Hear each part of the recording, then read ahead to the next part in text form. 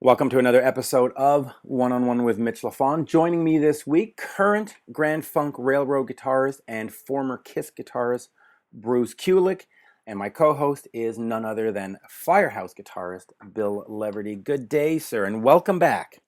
Hey, Mitch, thanks for having me. Great to be here, man. Love having you. I said it before, the fan reaction to you has been great. People seem to be loving it. On Twitter, there seems to be a lot of chatter about you co-hosting, so thank you for that. Well, thanks to the fans, and thank you again, Mitch, for having me. And yeah, let's keep it going, man, until they get sick of me. That's right. So let's talk Bruce Kulick. But just before that, let me remind the folks that this episode is brought to you by the Heavy Montreal Festival, taking place on August 7th, 8th, and 9th at Parc Jean Drapeau in beautiful downtown Montreal, Quebec, Canada. Head over to heavymontreal.com. This year, you will be able to see Korn, Faith No More, Iggy Pop, Lamb of God, Extreme, Dokken, Lita Ford, Nuclear Assault, Pentagram, just bands from every genre of this beautiful thing we call metal. Ain't that great, Bill? Metal is all-encompassing, just all good. And it's nice to have festivals that don't focus on just one genre. I mean, a whole death metal festival or a whole it gets a little stale after a while. But when you get to see a little bit of everything, keeps it interesting. I think. Little life, a little death, a little life, a little death. You inhale and you also exhale. So it's kind of cool to have different kinds of bands. One thing about having a lighter metal band on a festival, which I think Heavy Montreal has done a fabulous job with their picking their bands, but they have a couple of lighter bands also. So when the heavy bands come on, they sound that much heavier, and it's kind of cool. I think a lot of the listeners have that diversity and the eclectic appreciation for music, so it's kind of cool that they're doing that. Yeah, I agree. Listen, I love bands like Dokken, but could I listen to Dokken 365 days a year? No. I love bands like Metallica, but could I listen to Metallica? No. So it's nice to have this yin and yang, if you want, of the metal world at the festival. But speaking of yin and yangs and other things, let's get over to Bruce Kulick, guitarist in Kiss for 12 fabulous years, the 80s Kiss, as people like to say. Were you a fan of the band in that era? Huge, and I'm a huge fan of Bruce Kulick now, and throughout his whole career. The one time that we got to open up for him was in 2004. Firehouse played in a big festival in Cadott, Wisconsin, and opened up for Grand Funk, and I walked away needing a jaw strap. They were so good, and he was just incredible. So I approached him, and he was the nicest guy I think I've ever met, and he said, "Oh man, I got something for you," and he gave me his solo album Transformer. Right. And what a great album! I mean, it was just awesome. So I've loved everything he's done. He's a great melodic player, a lot of great technique, but he's all about the song kind of guy, which I think is the hallmark of a really great musician. Yeah, well, absolutely. And during the interview, we talk about his time with Billy Squire, because people forget that he's done more than just Kiss and Grand Funk. Talk a little bit about his time with Loaf, Michael Bolton. He played on a couple of albums there. Just a really great go-to guy for these different artists. And of course, it must be nice, man. I tell you what. You got to be involved, we spoke about it last time on the World with Heroes tribute. You did Reason to Live, and of course we were dealing with a Bruce Kulick riff on that one. Oh, yeah. Yeah, so, a lot of great stuff. But, listen, why don't we get into this with Bruce? It's a nice long hour interview. He's talking about his KKB album. And we are speaking with Bruce Kulick of Grand Funk Railroad, formerly of Kiss. Good day, Bruce. How's it going, Mitch? Good. Always a pleasure to talk to you. We haven't caught up, at least not in an interview, in about 2 years, I guess. So plenty going on in that time, I would imagine. Yeah, always. I stay busy. You know that. Yeah, you never rest. And of course, you've got the new KKB single and album, Got to Get Back. So why don't we start there? When people talk about Bruce Kulick, the conversation for the most part is, tell me about the Revenge album, tell me about Gene and Paul.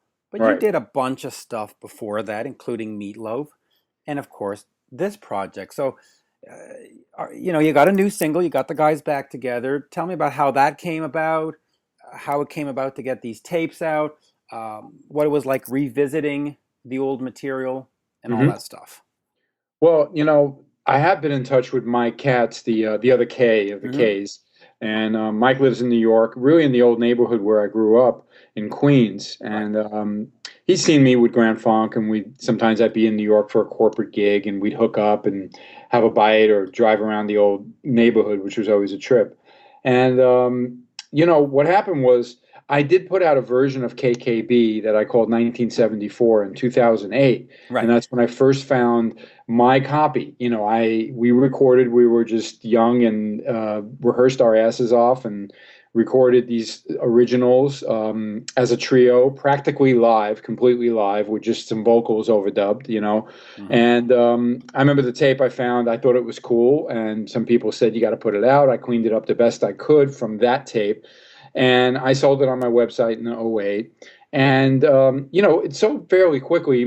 Physical product is always good in the Kiss world, but Yep. '08, this whole world of streaming and YouTube and all didn't quite exist in the same way, as you know. All right. But fast forward about 5 years later, and about 2 years ago or so, all of a sudden, Mike says, "I found the original tapes." Well, I wish he showed me them in 2008, but he didn't. Right. And that was a miracle finding them, because on there was the original multi-tracks of our recording, and I asked them to transfer it and then send it to me so I could check it out, and they were flawless. It was amazing. First of all, the quality of tape was better than Radio Shack, which is what I had the other one on, Right. and then I realized I had a long discussion with him. He was actually out in LA. He came over around the holidays right before I got married, and I actually just said to him, "Look, this is great. These tracks absolutely sound great. We can remix this, remaster it, add some things, though I don't want to like say I'm going to change the guitars or add another guitar, but strings could go on the ballad, or you could finally have that effect on your voice that you always dreamed of that the original tapes didn't have.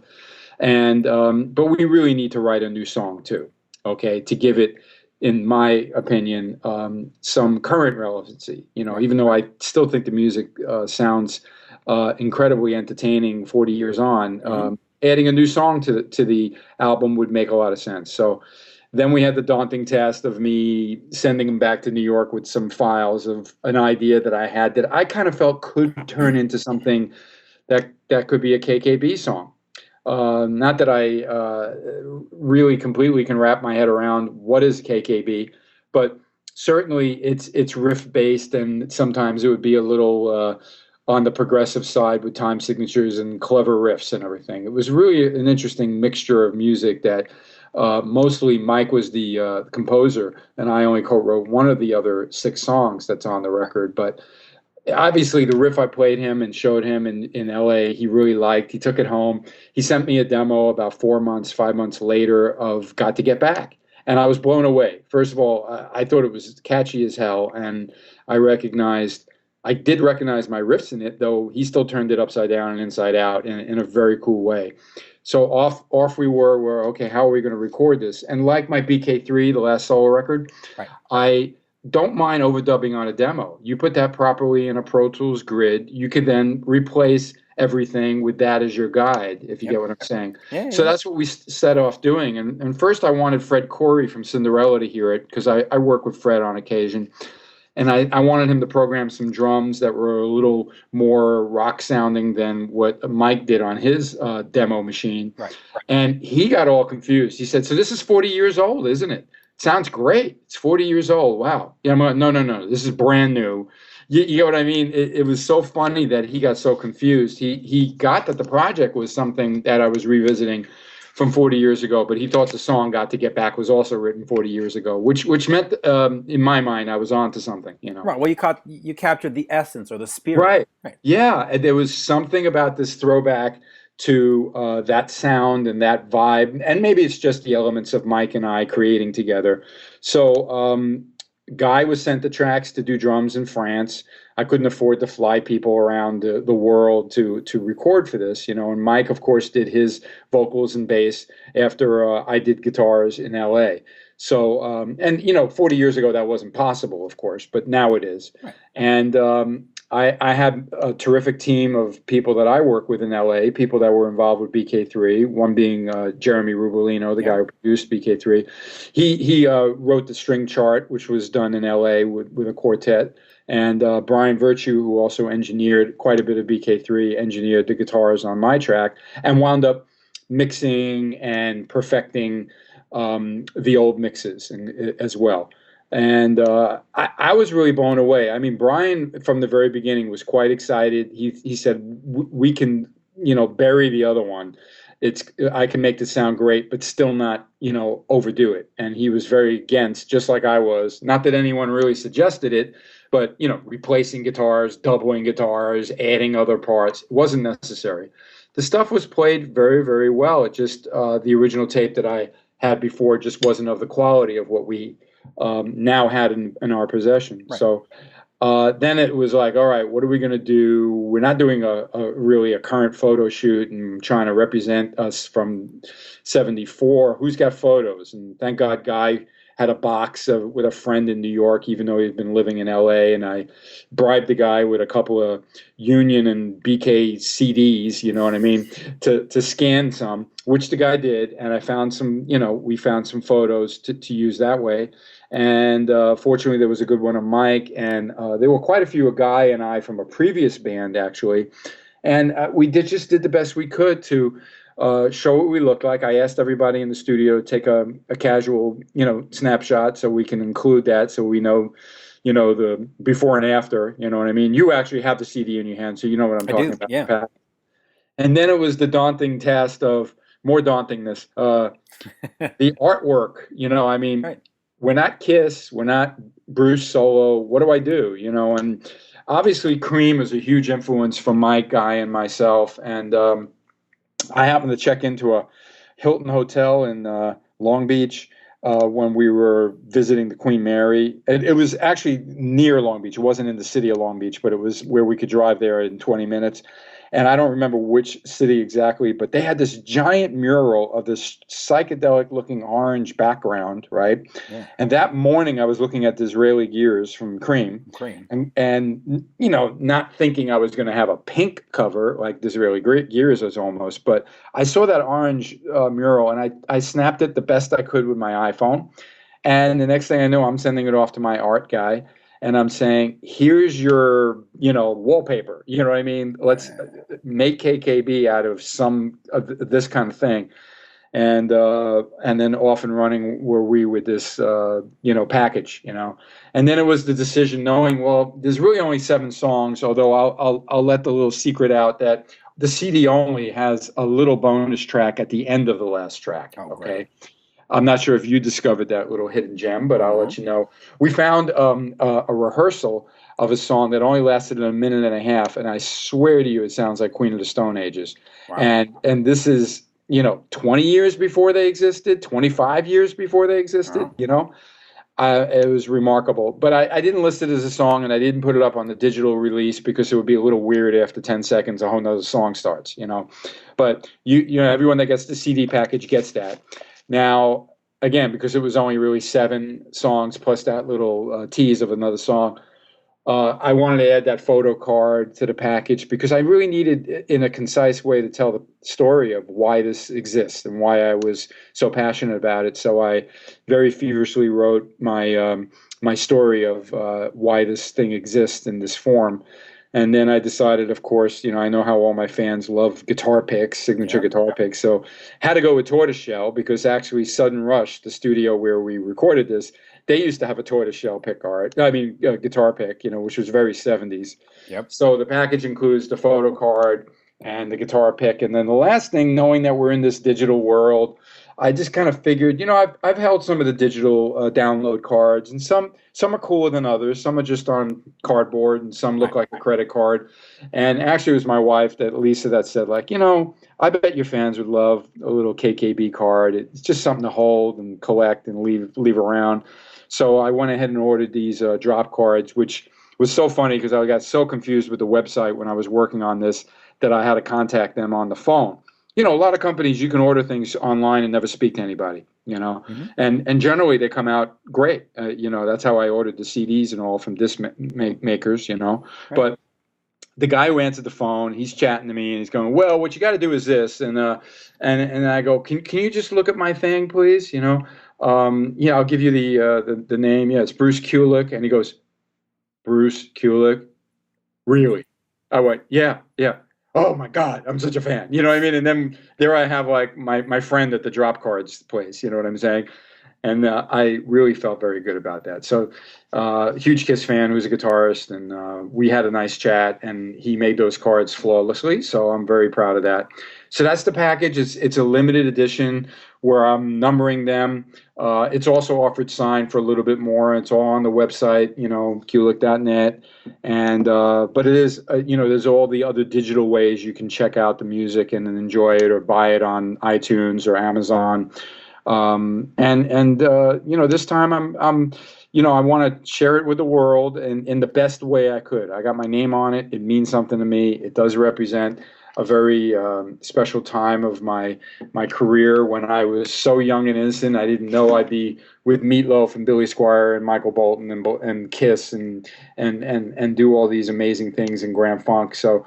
But my playing is quite spirited. I really think my energy and style was already formed at a young age Yep. of 20, which is pretty blows my mind every time I hear it. Really Young does. and hungry, as they would say. Yeah. The other thing you mentioned, Billy Squire. I want to ask you about Tale of the Tape. Hmm. Tell me a little about that experience being in the studio with Billy, because his career was certainly on the upswing at that point, and here you are coming into an established artist. I just recently bought a reissue of it that was remastered and everything, Right. and it had a couple of bonus demos that he did. And man, I love that record, and it's so ironic that I meet people. It's not his big album; it was his first solo record, and then Right. the next record is when that really put him over the top, and he was like triple platinum. Meanwhile, the Big Beat, one of the songs that I played guitar on, was sampled by a million people, et cetera, et cetera. This song Calio is just tremendous. And then Rich Man, which I think was a leftover from his Piper band, which was prior. Well, I knew Billy through my brother, really. I have to give my Right. brother credit that he kind of introduced me by default. Bob and Andy Newmark, a famous session drummer in New York, did the demos for him to get the solo deal, is from what I'm pretty sure I'm remembering correctly. But when Billy was ready to record, my brother wasn't available, and he wanted to record with Eddie Offord up in Woodstock, and I just happened to have been up there working on another record with this girl who, she didn't go anywhere, but it was a great experience for me to record with this woman called Rosetta. And the next thing I know, Billy's there, going to be the next project, and it was at Levon Helm's home, which he had that famous studio up in Woodstock, right? Yeah. Not the Pink House where the band recorded, but he had a studio. And Eddie Offord of Yes fame was the engineer who produced and lived and worked out of that house. So Billy asked me to do it, and I was thrilled. I couldn't finish the entire record, but I did manage to play rhythm on all the tracks, and I did quite a bit of solo work. And then I couldn't come back because there's something with Blackjack that I had to do. Right. But when I went home, because I was still in that band with Michael, we were something was happening regarding the second album, which is Worlds Apart, which actually just kind of died a death and didn't really go anywhere because the record company pulled their support. But they were promising us tour support, and I remember I had to pass on going on tour with Billy because we were supposed to tour. In the end, we didn't get the money and didn't tour. And then anything I didn't finish with Billy, if he liked what I was doing on some of the tracks, he just recreated them, which blew my mind, but I was actually very flattered. Billy's actually a really good guitarist, and I learned a lot from him because he's extremely meticulous. Not only does he have that voice and that knack for writing amazing songs, he would write down everything in his little book, And I learned from that. Every solo album I did, I have a little book that belongs to the album. You see what I'm saying? With all the important notes, the amp settings, and the intricacies of the whole process, you know. So I learned something from all the artists. I really do that have. There's not like some, you know, like kind of mystery why they're successful. They all have talent, but they also know how to you know, like kind of put it together, you know, in a way that gives them that success. So I'm quite proud of what I did on that album. But you know, and here's another connection to Kiss, of course, that you should always a connection to Kiss. Yeah, but you know, well, from Blackjack, we had Alan St. John, which was funny, you know, because that's like Mark St. John, but that was our keyboard player. He wound up in Billy's band, actually.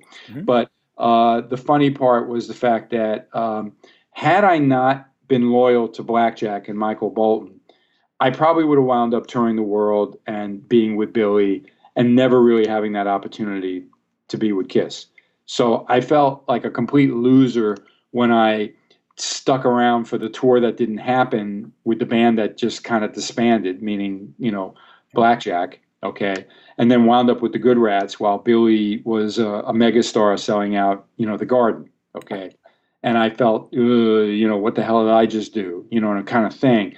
And that, you know, obviously Billy continued successful until that video that, you know, he was running around a little too feminine. Yeah. That wasn't that's the one video that killed his career. Yeah. Now, you mentioned Bob, your brother, and of course Yes.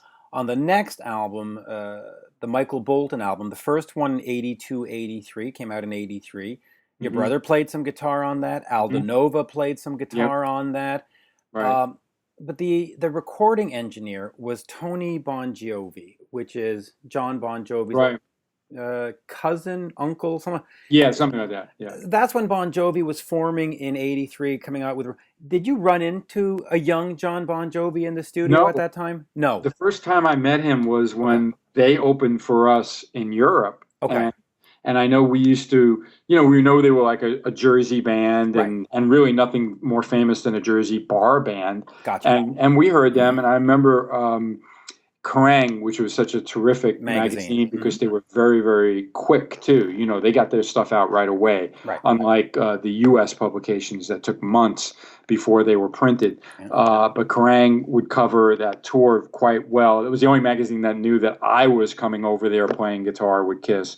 And of course, they show that shot from the Blackjack album I just talked about that kind of wasn't supported, Worlds Apart. Right. And there I am with the mustache and everything. And but Bruce was going to be filling in for Mark St. John, you know, and there it was, the press. I have a scrapbook of all this because to me that was, even though I didn't expect the 2 to 6 week tour from me to turn into 12 years, you know, I mean, I saved everything, you know, and I remember there was a club where John and we all happened to be at. You know, it was probably the happening, you know, club to be in after our gig, and me taking a picture with John, and he was still just this young gun. Nobody, you know, I mean, they started to catch on, but they didn't have any hits yet. But I knew the guy was charming and of course very talented. You know what I mean?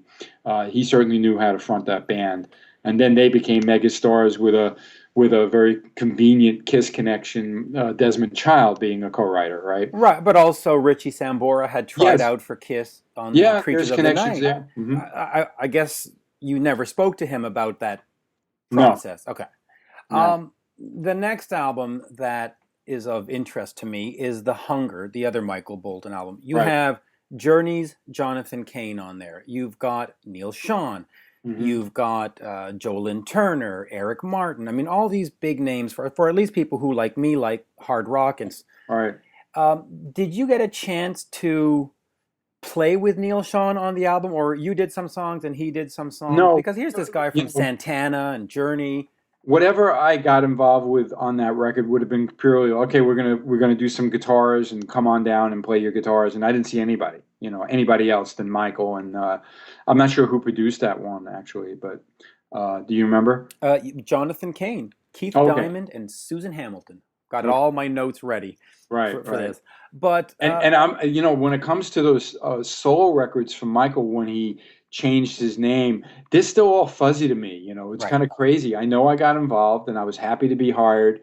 I love to continue the connection with Michael. I mean, for me, actually, the Everybody's Crazy record, his last one, he still looked like a hard rocker, you know what I mean, was where I played like all the guitars, and he recorded it at Electric Lady, and I was thrilled to be involved. But then as he kept progressing, he kept still asking me to come down, but I the album with Fool's Game and everything, I got to do the tour, which is a connection with, of course, with Graham Funk, because Don Brewer was the drummer with Seeger, and that's how I met Don and wound up on the short list for me to join the band 15 years ago, ironically. So everything's always connected. You never know. You know, just talking about Everybody's Crazy, you have a person who has his sort of claim to fame, other than being in the Blue Magoos, is that he was Ace Frehley's guitar instructor. You had Pepe Castro on that album. That's right. Yeah. The Kiss stuff just never ends. So let's quickly talk about Kiss. The band, you're obviously no longer in the band, but they're on tour. They're still doing their thing. Do you see that as being sort of infinite, or do you think they'll start wrapping it up in the next 3 or 4 years? And if they do you want to be involved one more time, either on an album or a show or some kind of final farewell where everybody gets up on stage? Now you're talking like a fan. Now I'm talking like a fan. There you go.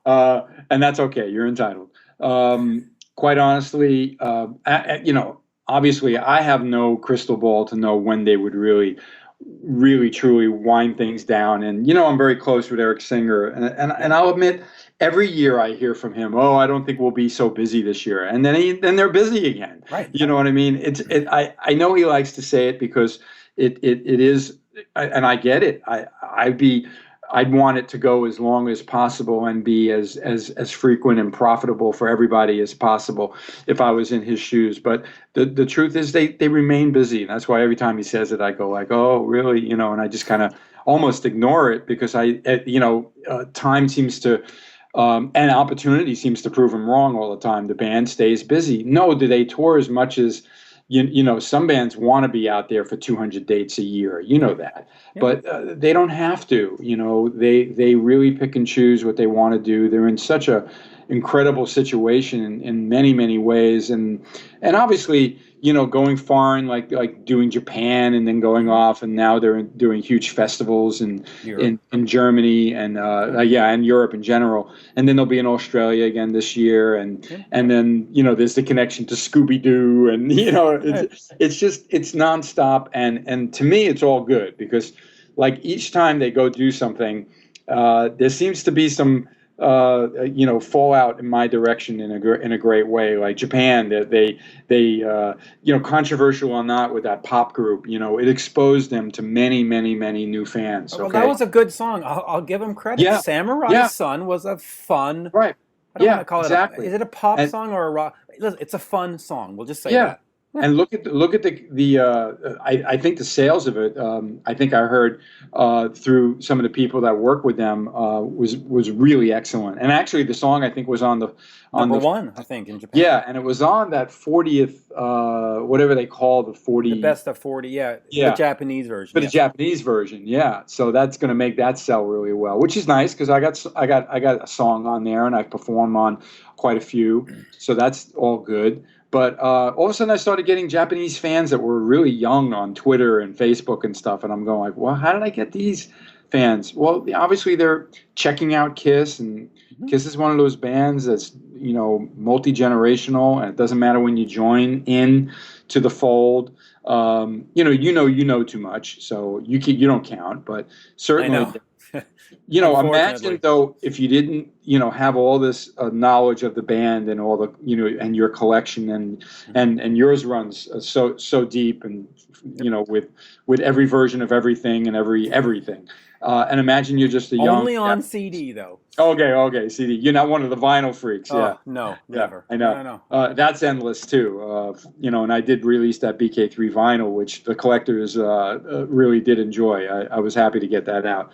But you know what I'm saying? Imagine you're a 12, 15-year-old, 20-year-old Japanese girl, and you see Kiss and you're fascinated by them, and then you start watching YouTubes and you happen upon Unplugged maybe, or you see Kiss in Japan, Budokan, 88, right? Yep. And there I am playing a guitar solo in a white radioactive suit, with a red ESP, Japanese-made guitar. Which is stunning. But you get what I'm saying, I do, and I do want to ask you about your connection with ESP and how that started, because you were one of the first that endorsed them back in the early 80s, mid 80s. Anyway, you were one of the first. Mid 80s, yes. What brought you or drew you into them? Because you probably had Gibson down your back and Ivan. I mean, everybody. Hey, the guy in Kiss. Right. Why ESP? Well, at the time, actually, and that's a great question. I'm living in New York, and some of my friends started working with ESP, and they were first known as a really good supplier of parts, just the bodies and necks and things like that. They weren't really putting out lots of models and everything. Right, and I remember a couple of my friends that I liked started working there. I mean, all of a sudden I'm going up and they said, check this out, and that's how I started. Like one of the first ones was there's like a blue to white looking. It's hard to describe the finish, but it's at the Hard Rock in London in the Merch Building. It's so funny. I just got a photo 2 days ago from Jeffrey Foskett, who's the musical director for the Beach Boys, and he travels with Brian. Well, rather, really Brian Wilson. He travels with Brian, and obviously they got the he got to hang out there and maybe see the vault downstairs, which is pretty cool. They have a lot of really nice collectible things from Lennon and Jeff Beck and Hendrix things and crazy stuff like that. So that guitar is right in the shadow box above the stairwell there, and that guitar was like my asylum guitar that I used to do the solo and bang it on the floor and all that, you know what I mean? And then I had the multi-swirl, and then I started to get the other bodies, like a yellow one, which is from Crazy Nights. I just used that on a session a couple of weeks ago. That guitar still screams. So I just, they're celebrating 40 years now, and I've been involved with them throughout their success. They've grown to a huge company, of course. I even in the beginning, Japan would invite you over and do something. They don't do that very much anymore. If I had something going on there, then I could, visit the craft school or do something at a store. But I'm very proud of all their success, and I'm glad to be a part of them. Yeah, and I think you had a big part of that, because as you were doing the Kiss stuff, people saw the guitar and brought attention. Speaking of the 80s Kiss, we know, being the fan that I am, that it's one of those eras that is somewhat ignored in terms of set lists, in terms of the conversation. What do you think of the 80s Kiss? Are you proud of what you accomplished, and do you wish it would be in the set list or represented more often? Or well, that's all up to them, and a lot of that material is more challenging than some of the vintage stuff that they do. So I know, because usually when I tour, I'll admit I do a lot of songs from my era, even though when I look at a Live 3, there's a nice blend of material on there, of course. So but I like to play Deuce, let's say, like a Live 3 style, not from the actual studio album of Deuce, you know what I mean? So including Creatures of the Night and all that. So but yeah, that material, look, I find it unique to my era, and I'm real proud of it. I've done plenty of rewinds on most of the records that I was involved in, and I still plan on really compiling all that eventually with much more for what would be a book for me. Okay, I can only take on a few projects at a time, and this year has been about BK3 vinyl, and then of course this KKB project, and now it's time to write for another solo record, etc. this year. But I'm always amassing these kind of like my stories on what it was like to record Hot in the Shade, for example, or looking. I noticed a lot of people really enjoyed that Revenge rewind, with Revenge being such an important record for the history of the band. Absolutely. But the more I revisit all of them, the more I I know there were favorites, and there were some times where I felt like I don't think we hit the mark this time. You know, my own perfectionist kind of emotion about what we just did. But the more I go back and visit, the less I really don't complain about anything. I always was a little tough on Hot in the Shade, to be honest with you. And then when I did the rewind, I realized what a solid record it is, and you know, there's a lot of songs on it, but I really did enjoy it. So I'm very proud of all that stuff. And there's, you know, I'm proud to also wave the flag of it, if you know what I'm saying, of that era. Yeah, and it's an important era, and you know, it'd be nice to see more being part of the discussion more often. You know, when they stand up at the Rock and Roll Hall of Fame, and it'd be nice for people to say, "Hey, we had all this great music," and I guess they sort of did. No, 2000. I don't feel like the Hall of Fame ignored the 40 years. I mean, the Hall of Fame wanted to, but Tom Morello certainly gave a nice shout out to everyone. They actually edited what you saw on HBO. He went on about mentioned every name of everybody in Kiss, and Gene, fortunately, his wonderful comment, the great Bruce Kulick, you know, that made it into the HBO, you know, show, which was I was quite relieved about. But I was beaming, you know, my mouth was a huge smile, and I didn't have to have you know, the actual award in my hand to feel like I was snubbed. I don't feel like I was snubbed at all. I knew their position. I knew it wasn't going to change. But the fans know that Kiss is about 40 years, not only about the original four. Now, I'm not trying to say that my era was more important than the original four. No, it all goes together. It's hand in hand. And you can only imagine how awkward it was for Tommy and Eric, currently in the band, doing an amazing job. But yes, they're the cat and the spaceman, and you get what I'm saying. So and I don't have a problem with that. I mean, that's like the New York Yankees getting a new first baseman. It's still the Yankees. I mean, I know. Well, you know, Paul says he's replaceable. I mean, we'll see how all that pans out in the future, but you know. Yeah, listen, I think Paul and Gene are replaceable, and I think the band can go on. I don't know if it can just be called Kiss. It might have to be called, you know, Kiss the Road, you know, the musical or something. Just I don't know if it's disingenuous to actually say it's Kiss, but it certainly should go on, and they should have new characters doing the music and keeping the spirit alive, like a Broadway show or Wait, whatever. did you say in as new characters or No. in characters? Yes.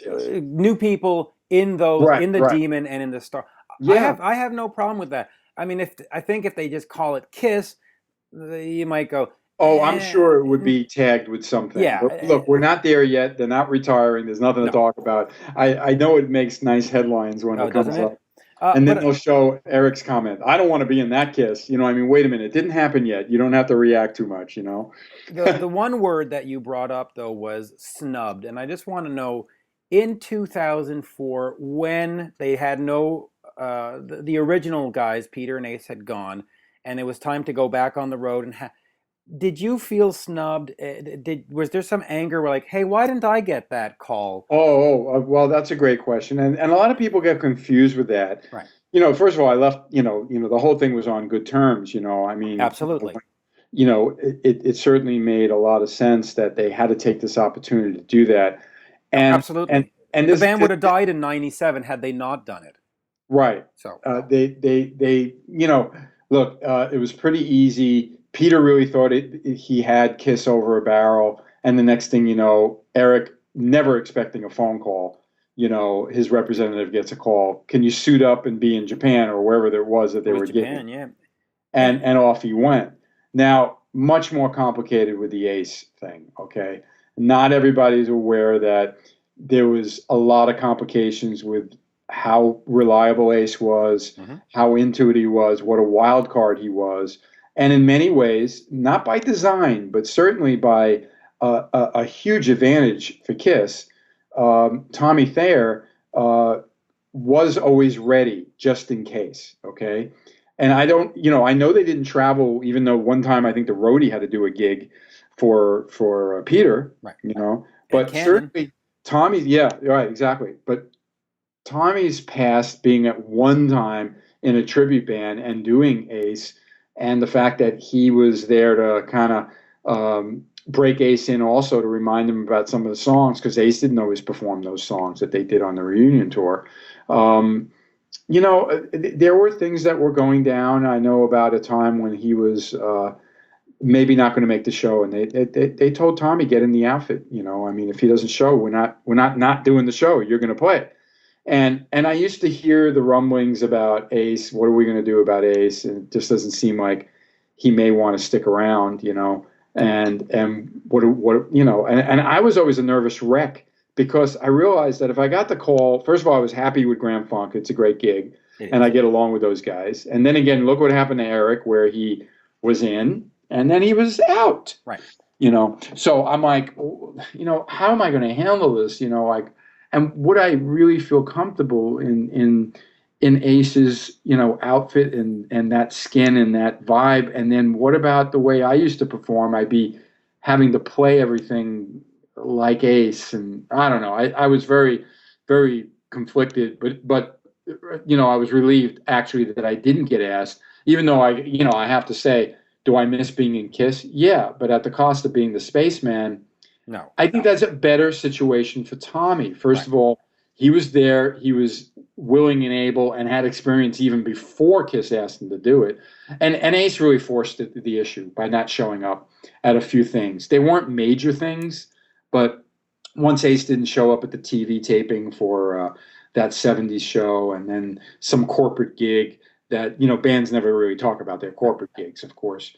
And then Tommy was Ace, and obviously I bet the gig went flawless. Okay. Why would they look any further? You know what I mean? I don't look at that as a snub. I look at it as a business decision that certainly makes sense, as long as you know all the particulars. If you don't look at the backstory, you'd go like, what did Bruce do that he couldn't be the spaceman? I didn't do anything.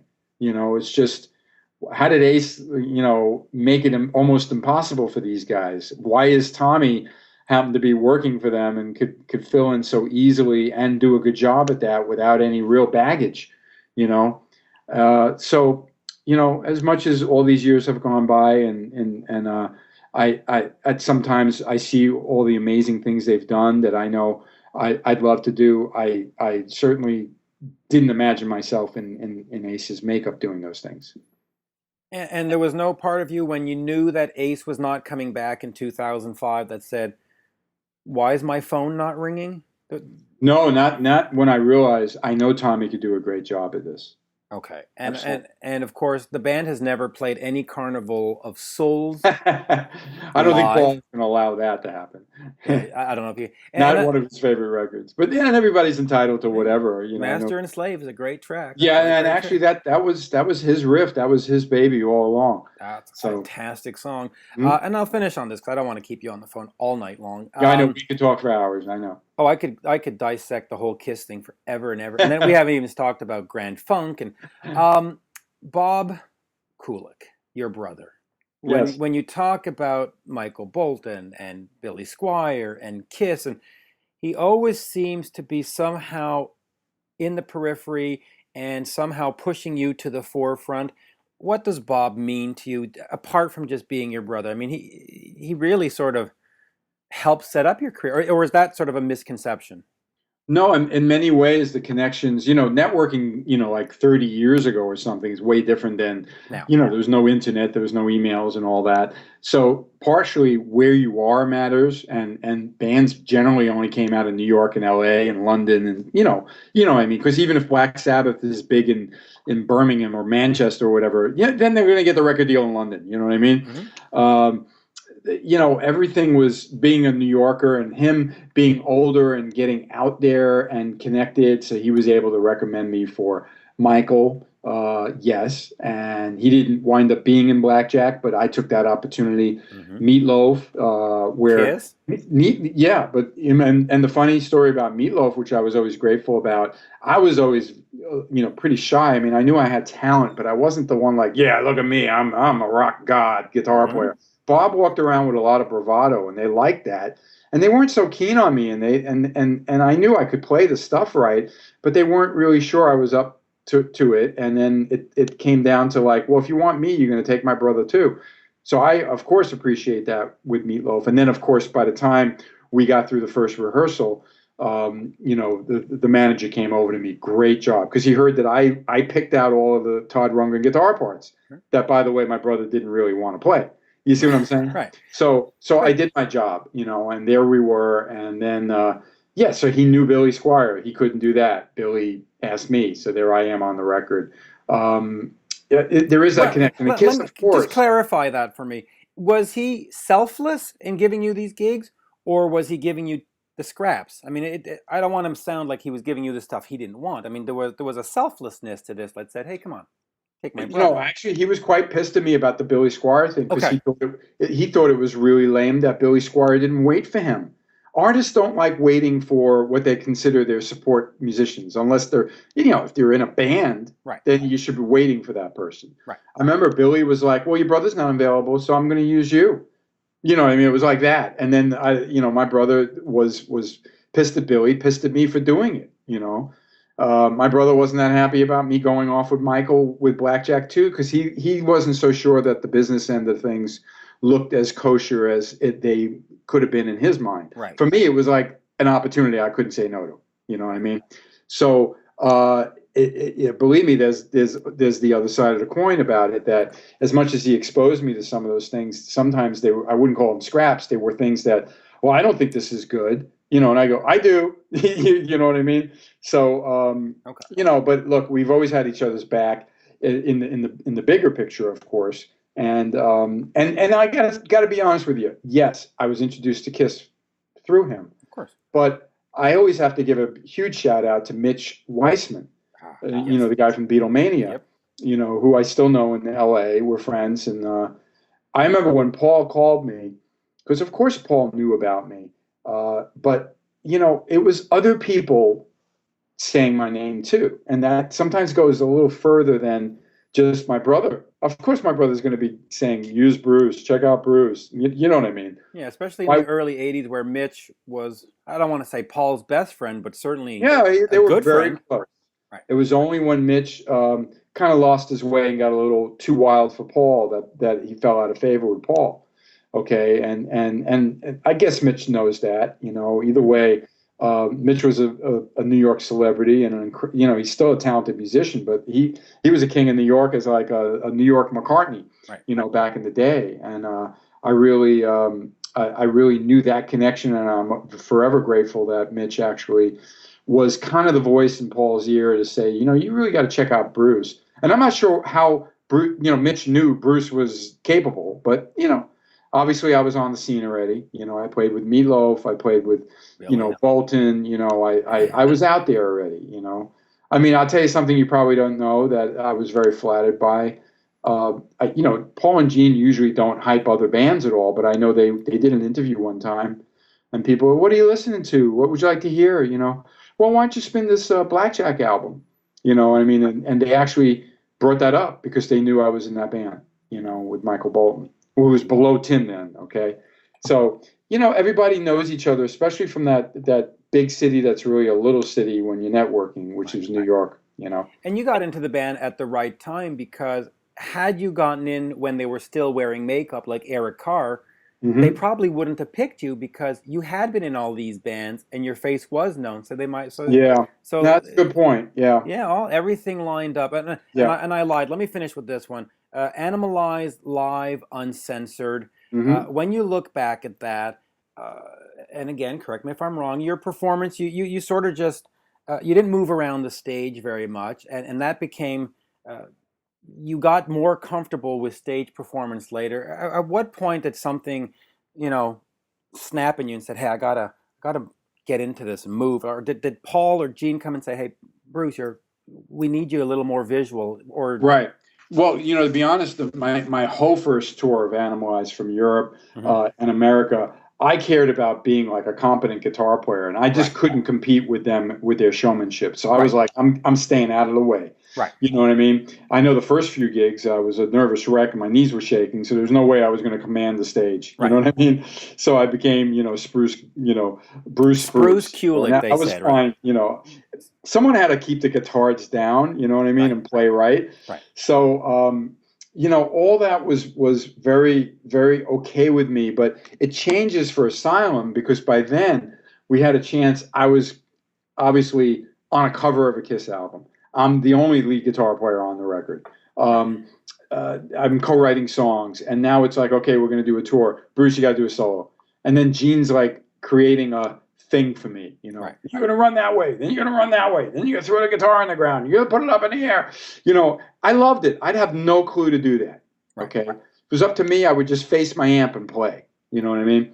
So these guys truly taught me how to be a performer. Now for Animalize, I'm still not in the band that long, right. Maybe 6 or 7 weeks, you know what I mean? We just came back from Europe. They officially asked me to join like the week before, or a few days before I'm signing the contract, and there we are with all these cameras, and Diana Ross is helping me tie my shoelace backstage. Okay. Right. It's crazy, Were they mad at you at all? Did they ever, were they mad at you? Did they say, hey, come on, you really need to, okay, so there was no anger. It was just like, let's do some choreography. Okay. Less, let's put it this way, a little less, more room for them and a little less hog space, if you know what I mean. Yeah, right, I remember okay. Mark tried to be very showy on that last show that he did, Mark St. John, where, and he was, his hand was healed. I mean, he could play and he was fine by then, thankfully, because, that was a little scary kind of disease that he had. Yeah.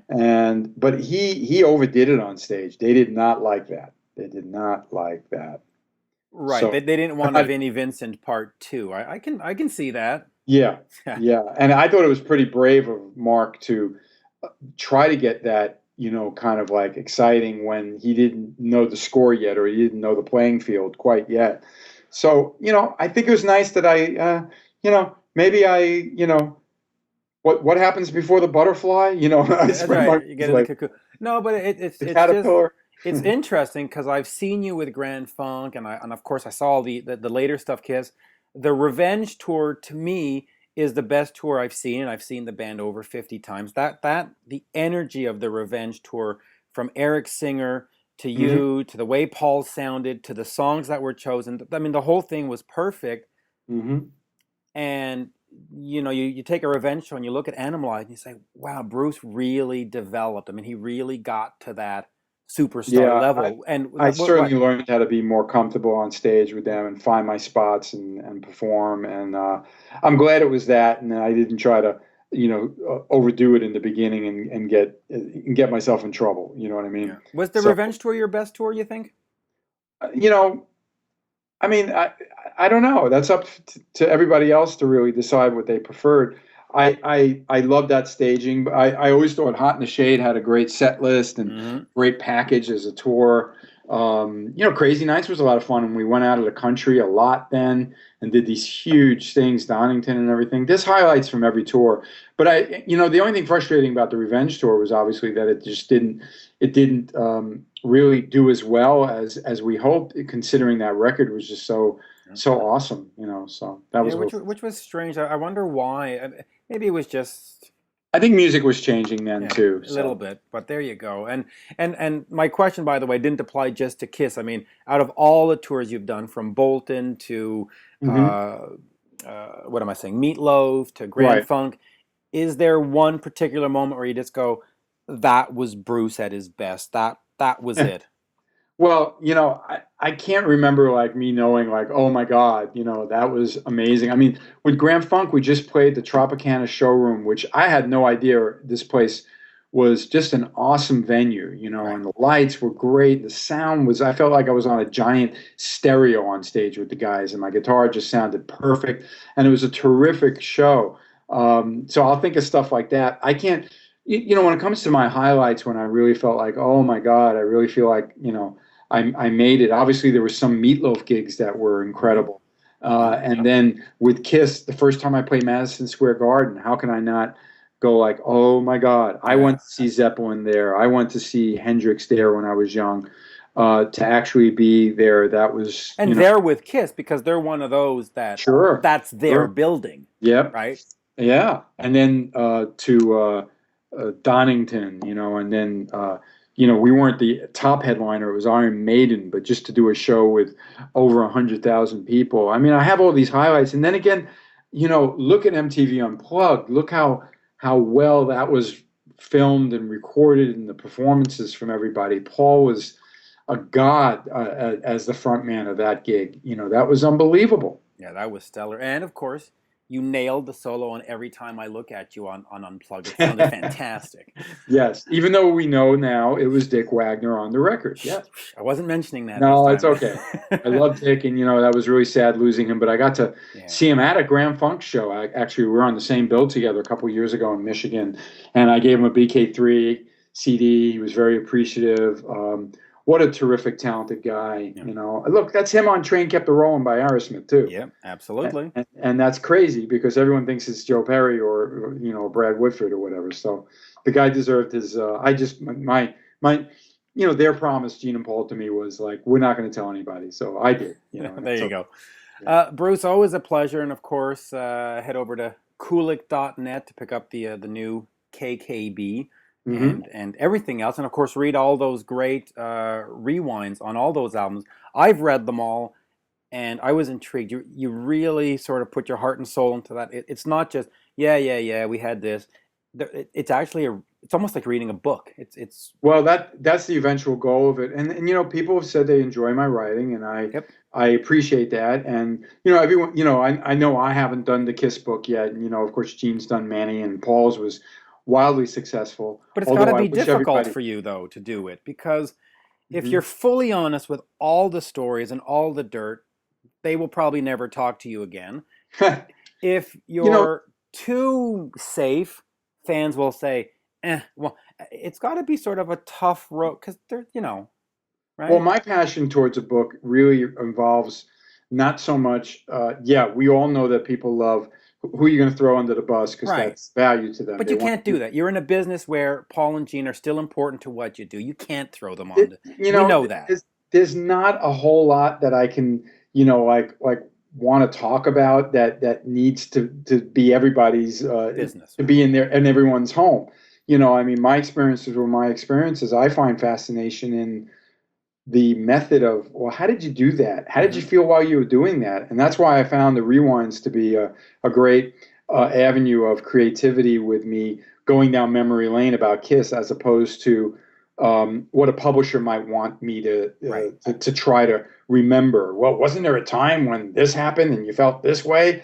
And I think I've been pretty honest with the rewinds too. When I thought a song was like, oh my God, what the hell were we doing here? I could share that too. So the funniest thing though about the books is I sure wish that Paul could have described me without a Yiddish word that nobody knows. Okay, the word mensch. I test a lot of people, and it fails the more than 50% test. They all are clueless, and it's such a great an expert. And I find it very ironic that he did nothing wrong in calling me a mensch. It's from Jew to Jew. That's a highly regarded compliment. Right. But to the guy in Indiana, I don't know. He might think that means it means maybe I'm a schmuck or something, right? No, but listen, by listening to Judge Judy and Howard Stern, I know that a mensch is a smart, highly respected. I tested out on people who I really thought would know it, and it's amazing how I'm not so sure I know what that means. I'm like, oh God, please don't do that. It's like a maven in English. There you go. Yeah. Confuse the folks with big words. Either way, my relationship is great with those guys, and they always show me respect, and it's mutual that way. And believe me, I just stay out of the gutter, because there's enough of that online with all the people that want to just say the cruelest things or the most brutal things. So whatever, I have to say, and I'll say this from the fans' perspective, I would love you to write a book that has all of that, but at the same time, I think it would cheapen the legacy, because I don't want Bruce Kulick to be the guy that throws all the... I like the fact that you still talk to them. I like the fact that you played on Psycho Circus. I like the fact that you're on Live to Win. It's just nice to have a relationship where you're not in the band, but it's not become these let's throw poison arrows at each other. And I like it that way, and I wouldn't want it to change with a book full of blah blah blah blah. Right. And so, and to be honest, there's not that much that I could make a book out of it. But even if you wrote a paragraph, the fans would deconstruct that into Yes. Paul is a this Yeah. and a Gene. Right. Bruce wrote it. Look, you know. No, I know. Damned if you do, damned if you don't, right? Yep. So. Yep. And you know, it just, again, I mean, for me, I do think I have a more fascinating story, which is what those rewinds seem to be about, that people aren't aware, you know, how that went down and what happened when we did this recording, or where was that video and what was it like. And, you know, I just think that that's a compelling story, and without having to take the low road, and, you know. Yeah. So that's my goal. I like sort of the Bruce Kulick rags to riches kind of story, because, you know, we tried with Squire and it didn't go on forever. We tried with Bolton, and then you hit Kiss for 12 years. Yeah, who knew? And when a fan talks to you, it's like, man, I was in Indiana in 1992, and you. And I mean, to be in a position where you have people be that passionate about what you did, when the stuff you did before a lot of people didn't care about, that's a good story. That's a compelling story. And you know, when you're just one of the 9 people backing Meatloaf, it doesn't have the same weight as one of the guys that's shoved in your face when you're a member of Kiss. Right, you know? And you could have been one of the guys backing Meatloaf for 40 years, because there are those musicians. I understand that, I do, and that's why I'm very I cherish my Kiss legacy, and I'm very cautious of it, and I'm proud of it. And what I learned from those guys is certainly to represent myself in the best light at all times, you know. And that would make a good book. Yeah, because I see myself as a winner, even if I'm not in the band for the past, whatever, almost 20 years now, you know. So it's all good.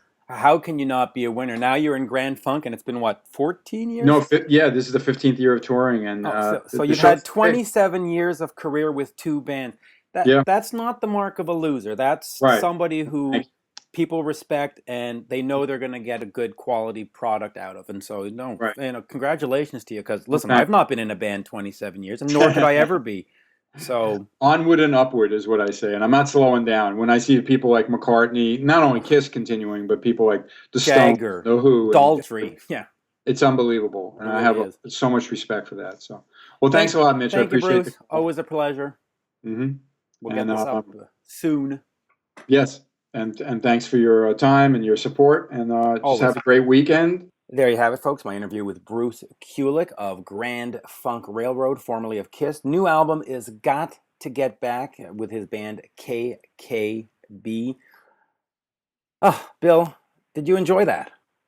Man, you know, it's just so cool, especially, you know, the connection that I have with my buddy John Corabi, who played in the Union stuff, which were, all those records were so good. And of course, you know, what led from that for everybody. It's just great. I mean, he's a legend.